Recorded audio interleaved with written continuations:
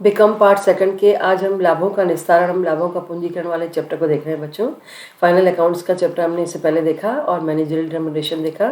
लाभों का निस्तारण, डिस्पोजल ऑफ प्रॉफिट्स, हमें जो लाभ होते हैं उनका किस प्रकार से उपयोग किया जाए, यूज़ कैसे किया जाए, और लाभों का पूंजीकरण कैसे किया जाए, ये हम इस चैप्टर में समझने वाले हैं बच्चों। जो आपने 12th क्लास तक पढ़ा था वो क्या था? ट्रेडिंग अकाउंट, P&L अकाउंट और बैलेंस शीट, ये हमारे मेन अकाउंट्स होते हैं।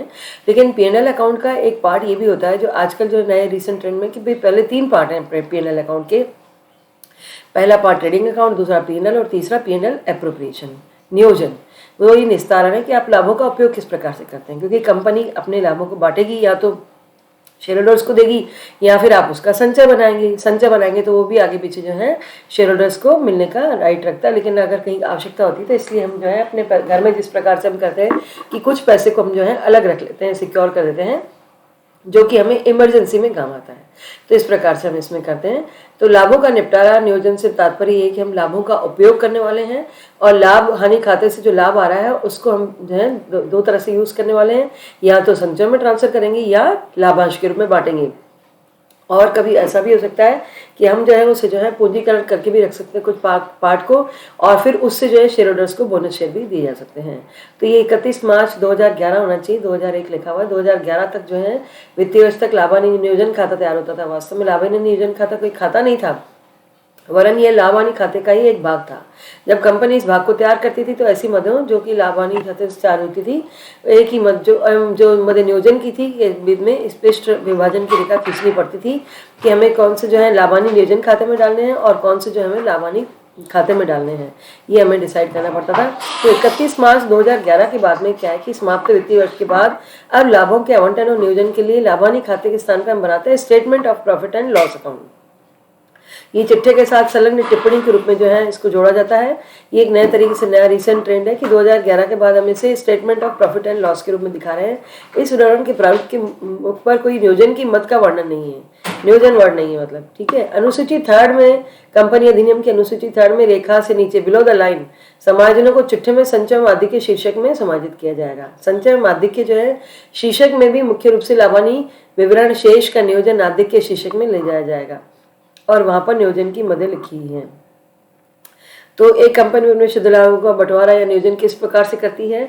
वह विभिन्न संचयों में हस्तांतरण करती है, अंशधारियों को लाभांश वितरण करती है और बोनस वितरण करती है। संचय में हस्तांतरण करने के लिए ट्रांसफर टू रिजर्व कंपनी अधिनियम 2013 जो है, जिसे कि 1/4/2014 में संशोधन भी किया गया है, उसके अंतर्गत ये कि जब तक कंपनी जो है जब वर्ष के कर और मूल्य राशि घटाने के बाद के लाभों का आप जो है टैक्स घटाइए और जो है लाभ में से और मूल्य राशि को घटाइए, क्योंकि ये दोनों आवश्यक माने जाते हैं। इनको करने के बाद ही एक निश्चित प्रतिशत जो है संचय किया जा सकता है ना, जो कि मतलब ये अनिवार्य नहीं है अभी भी। और जो पहले जो 1956 वाला जो कानून था उसमें ये अनिवार्य था कि संचय आपको बनाना ही बनाना है, लेकिन ऐसा अब नहीं है। कंपनी अधिनियम 2013 चल रहा है अभी, पहले 1956 के हिसाब से हम लोग काम करते थे।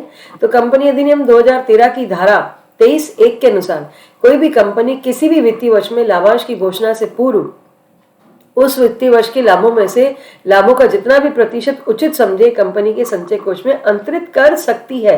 बच्चों यहाँ पे वर्ड यूज हो रहा है कर सकती है, यानी कि वो चाहें तो लाभांश को जो है अंतरित करें, ट्रांसफर करें इसमें संचय में, और नहीं चाहे तो नहीं करें, ठीक है। संचय में हस्तांतरण करने के लिए प्रविष्टियां किस प्रकार से होंगी?